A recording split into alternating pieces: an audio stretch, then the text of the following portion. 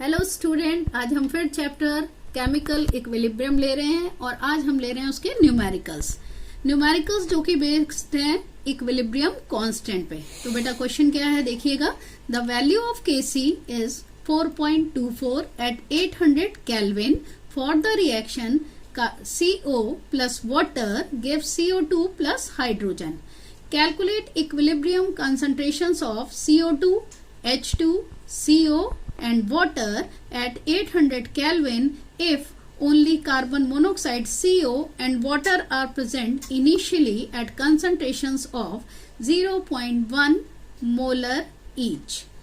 Now इस question में बच्चों आप लोगों को क्या दिया है कि कार्बन मोनोऑक्साइड और वाटर की इनिशियल कंसंट्रेशंस गिवन है।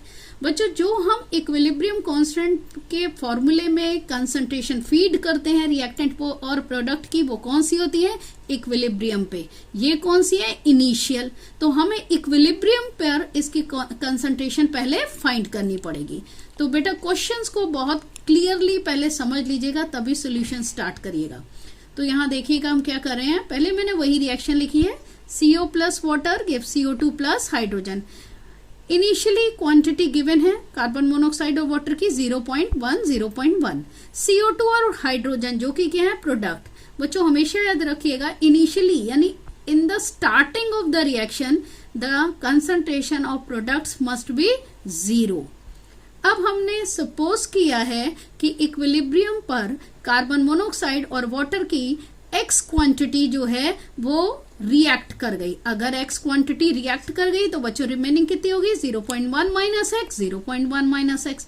अब बात करते हैं कि CO2 और H2 की क्वांटिटी या कंसंट्रेशन कितनी होगी। बच्चों इसको समझने के लिए सबसे अच्छा तरीका है पहले रिएक्शन को बहुत केयरफुली समझिए। तो पहले रिएक्शन में हर एक के मोल्स को कंपेयर करिए तो आप देखोगे CO का भी 1 मोल है, वाटर का भी 1 मोल है, यानी CO और वाटर की जो क्वांटिटी है वो सेम है। तभी देखिए मैंने दोनों की क्वांटिटी यूज कितनी लिखी थी? X। अब CO2 और हाइड्रोजन भी कितनी है? 1 मोल, यानी इनकी क्वांटिटी भी किसके बराबर है? CO और वाटर की। तो अगर इसके X मोल यूज हुए हैं और इसके भी X मोल यूज हुए हैं रिएक्शन में, तो जो CO2 और हाइड्रोजन बन रही है उसके XX मोल प्रोड्यूस होंगे। Clear? Now formula Kc, again same pattern, concentration of product upon concentration of reactant. So क्या हो गया ये? Kc equal to concentration of CO2 into hydrogen concentration upon concentration of carbon monoxide into concentration of water. Now I am just feeding the value 4.24 equal to x into x, 0.1 minus x, 0.1 minus x, x into x, x square, 0.1 minus x, 0.1 minus x, 0.1 minus x square. बच्चों इसको solve करने के लिए ये better रहेगा कि आप इसका स्क्वायर रूट कर दीजिए। तो मैंने इसका स्क्वायर रूट किया है तो ये क्या हो जाएगा? x upon 0.1 minus x. इसका स्क्वायर रूट कितना आ रहा है? 2.06। अब बच्चों आगे देखते हैं। मैंने क्रॉस मल्टीप्लीकेशन किया तो 2.06 0.1 minus x equal to x.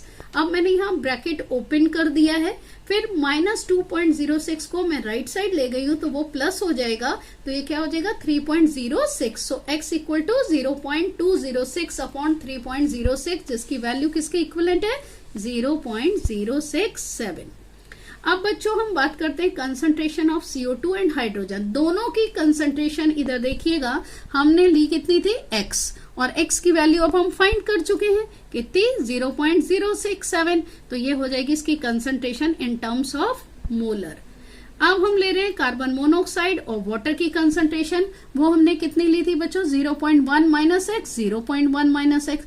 तो अब हम क्या कर रहे हैं? यहाँ पर x की वैल्यू फीड कर रहे हैं। तो ये क्या होगी? 0.1 माइनस 0.067, जिसको कैलकुलेट करोगे तो आंसर आएगा 0.033 मोलर। चलिए बच्चों अब नेक्स्ट न्यूमेरिकल को लेते हैं। नेक्स्ट है फॉर द इक्विलिब्रियम। इक्विलिब्रियम कौन सी गिवन है? देखो 2NOCl। NOCl को क्या पढ़ते हैं मालूम है आपको? Nitrosyl chloride. तो ये है 2 नाइट्रोसिल क्लोराइड। क्या दे रहा है? 2NO। NO क्या है? नाइट्रिक ऑक्साइड, और साथ में क्लोरीन। तो the value of Kc is 3.75 into 10 raised to the power minus 6 at 1096 Kelvin। Calculate the Kp for the reaction. हम लोग ने बच्चों उस दिन रिलेशन लिया था, relation between Kp and Kc।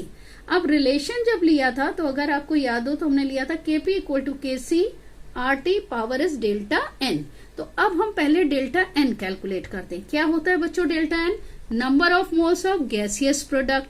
अब प्रोडक्ट क्या है हमारे यहाँ पे? NO और Cl2, 2 मॉलिक्यूल इसके हैं और एक इसके, टोटल कितने हो गए? 3। अब माइनस क्या करना है? Number of moles of gaseous reactant. Reactant के कितने मोल हैं? ओनली 2, तो 3 minus 2 that is 1। Now use the formula Kp equal to KC RT power is delta N। Feed the values of all. अब इसमें मैंने R की value क्या ली है? देखिए 0.0821। What is R? It is gas constant. इसकी value आपको खुद याद होनी चाहिए, न्यूमेरिकल में दी नहीं जाती है, तो याद कर लीजिएगा 0.0821। Unit is what? Litre, ATM, kelvin, inverse, mole, inverse. Delta n की जगह देखिए बच्चों मैंने क्या रखा है? 1। और आप जब ये कैलकुलेट करोगे तो क्या आ रहा है? 3.29 इंटू 10⁻⁻⁴। अब बात करते हैं यूनिट की। मैंने आपको यूनिट का क्या पैटर्न बताया था? ATM की पावर डेल्टा एन, और डेल्टा एन क्या है? 1। सो यूनिट क्या हो जाएगी? ATM। बच्चों आगे नेक्स्ट न्यूमेरिकल ले रहे हैं, देखिएगा। The value of Kp for the reaction CO2 plus carbon gives 2CO is 3 at 1000 Kelvin.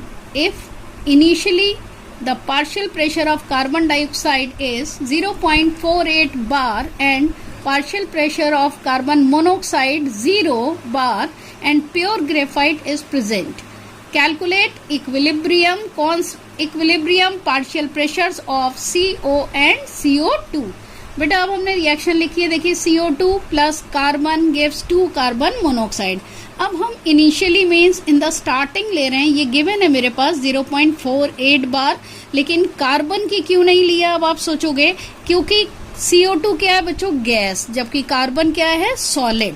तो प्रेशर किसका लेंगे हम? गैस का। कार्बन को हम नेग्लेक्ट करेंगे यहाँ पर। कार्बन मोनोऑक्साइड का हमने इनिशियली लिया 0। मैंने पहले भी आपको बताया था इन द स्टार्टिंग प्रोडक्ट की जो वैल्यू होती है, चाहे कंसंट्रेशन हो या प्रेशर, वो 0। क्यों? क्योंकि स्टार्टिंग में वो बना ही नहीं है। अब हमने इक्विलिब्रियम पे सपोज किया कि CO2 जो है कंज्यूम हो गई X, तो अगर ये कंज्यूम हुई X तो ये कितनी बनेगी? 2X। अब ध्यान से देखिएगा, अगेन इस चीज को आप रिएक्शन से समझ सकते हैं। जब कार्बन डाइऑक्साइड का एक मॉलिक्यूल यूज हुआ था तो कार्बन मोनोऑक्साइड क्या बनी थी? उसकी डबल। तो अगर CO2 का X मॉलिक्यूल यूज हुए हैं तो कार्बन मोनोऑक्साइड कितनी बनेगी? उसकी डबल। तो हमने क्या कंसीडर किया है कि 2X है इस समय इसका प्रेशर। अब हम Kp इक्वल टू ले रहे हैं, जैसे हमने कंसंट्रेशन निकाली थी Kc के लिए हम कंसंट्रेशन लेते थे, प्रोडक्ट की कंसंट्रेशन अपॉन रिएक्टेंट की, वैसे ही मैंने क्या किया है Kp, क्योंकि ये भी क्या है? Equilibrium constant eight partial pressure. तो ये क्या है? Partial pressure of carbon monoxide square क्यों किया बच्चों? क्योंकि मोल्स थे 2 upon partial pressure of CO2। अब मैंने यहाँ वैल्यू रखी है 2X upon 0.48 minus X। Kp की वैल्यू गिवन थी 3। अब मैंने क्रॉस मल्टीप्लिकेशन किया, क्या हो गया? 4x square plus 3x minus 1.44 equal to 0। बच्चों अब इसके फैक्टर्स करने थे। अब हमारा सिंपल फैक्टराइजेशन नहीं हो सकता, तो हमने कौन सा फॉर्मूला यूज किया? आप लोगों ने क्लास 9-10 में पढ़ा होगा। x equal to minus b plus minus b square plus 4ac upon 2a।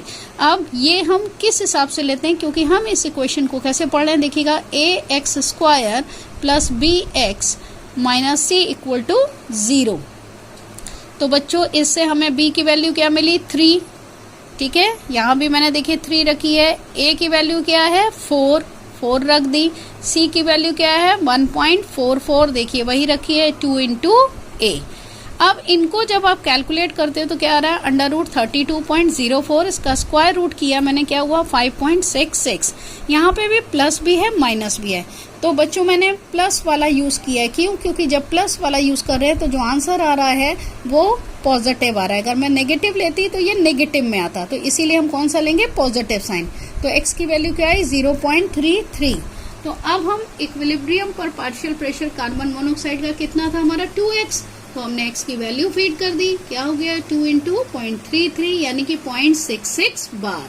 अब हमने पार्शियल प्रेशर कार्बन डाइऑक्साइड का निकाला, हमने लिया था 0.48 माइनस x मैंने x की वैल्यू रखी, जब इस वैल्यू को इससे सब्ट्रैक्ट किया है तो क्या आया 0.15 बार।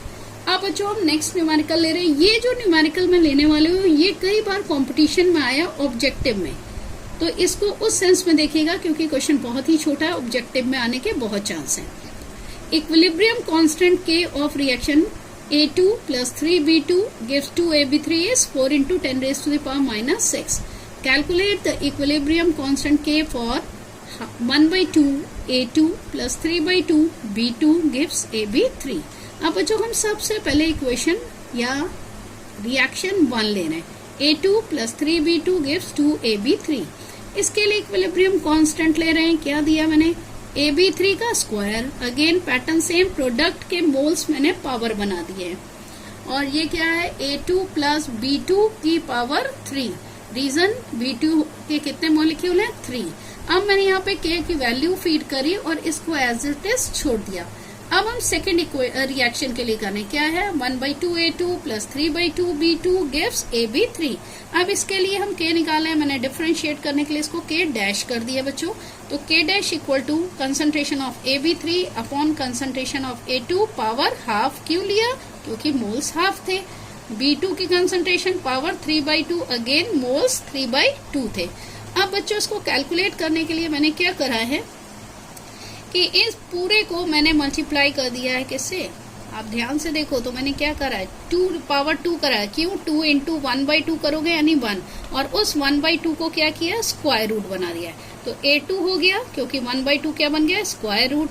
और 3/2 को ऐसे पढ़ सकते हो आप 3 इंटू 1/2, तो 3 यही और 1/2 क्या हो गया है? Square root. तो अगर आप इसको इससे कंपेयर करो तो देखो सेम वैल्यू है, तो मैंने इसकी जगह क्या रख दिया? K, और यहाँ पे K की वैल्यू फीड कर दी 4 into 10 raise to the power minus 6। Calculate करोगे तो क्या आएगा? 2 into 10 raise to the power minus 3। ठीक है बच्चों, मिलते हैं फिर नेक्स्ट वीडियो में।